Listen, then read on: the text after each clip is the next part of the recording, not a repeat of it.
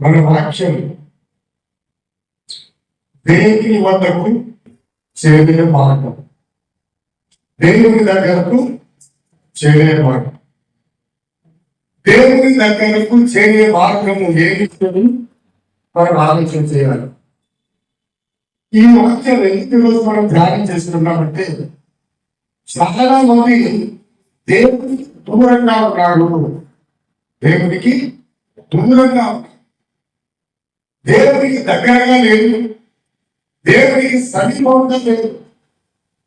చాలా మంది స్త్రీలైనప్పటికీ పురుషులైనప్పటికీ చాలా మంది దేవునికి దూరంగా ఉన్నారు.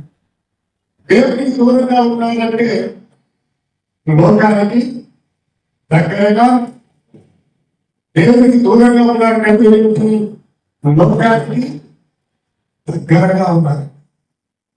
చాలా మంది ఈ దినాల్లో దేవుని దగ్గరికి రావడం ఇష్టం లేదు, కానీ దైవం దగ్గరికి పోవడానికి చాలా మంది ఇష్టపడతారు. దేవుడు అంటే భయం లేదు, దేవుడు అంటే భక్తి లేదు, దేవుని వాక్యం అంటే లెక్క లేదు. ఇష్టానుసారమైన జీవితాలను జీవిస్తూ ఉన్నారు. దేవునికి ఎవరైతే భయపడరో, ఎవరైతే దేవునికి దూరంగా ఉంటారో వారు శాపగ్రస్తులు, పాపము చేసి రావాలి.